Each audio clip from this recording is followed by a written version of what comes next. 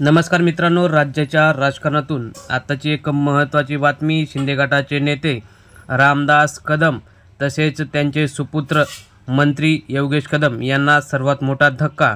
स्वतःच्याच मतदारसंघातून अनेक नेत्यांची ठाकरेंच्या पक्षात घर वापसी. नेमके कोणते ते नेते आहेत ते सविस्तर आपण या महत्त्वाच्या बातमीपत्रात बघूया. चॅनलवर जर नवीन असाल तर चॅनल सबस्क्राईब करून बेल आयकॉन प्रेस करा, म्हणजे रोज नवनवीन राजकीय घडामोडी तुम्हाला बघायला मिळतील.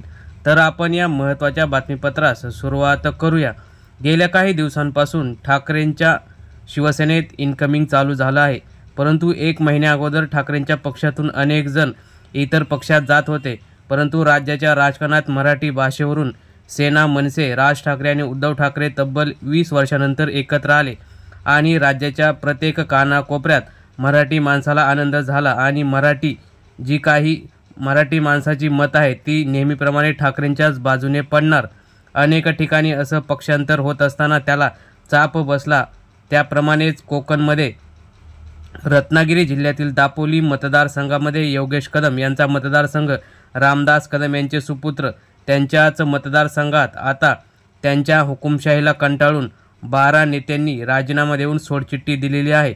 त्यामध्ये सरपंच, उपसरपंच, माजी पंचायत समिती सदस्य तसेच अजून 6 जण हे तेथील स्थानिक, ज्यांचं तिथे प्रत्येक गावात असं वजनदार व्यक्तिमत्व असलेले 12 सदस्यांनी रामदास कदम यांच्या हुकुमशाहीला कंटाळून राजीनामा दिलेला आहे. त्यामुळे ते आता लवकरच मातोश्रीवर तेथील स्थानिक नेत्यांच्या द्वारे संपर्क करून पुन्हा एकदा शिवसेनेत येऊन शिवबंधन बांधणार आहेत.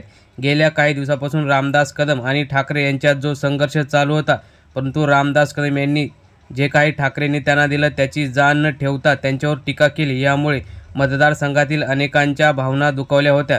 तसेच रामदास कदम यांनी काही स्वतःचा मुलगा मंत्री असून सुद्धा निधी आणला नाही, त्यामुळे सुद्धा अनेक जण नाराज होते. त्यामुळे आता त्या नाराजीचा स्फोट होऊन आता शिवसेना, मनसे म्हणजेच ठाकरे हेच महाराष्ट्राचे भाग्यविधाते आहेत आणि त्यांच्या नेतृत्वातच महाराष्ट्र आता स्थानिक स्वराज्य संस्थांच्या निवडणुका लढून अनेक ठिकाणी विजय मिळवेल असा त्यांचा अंदाज आहे.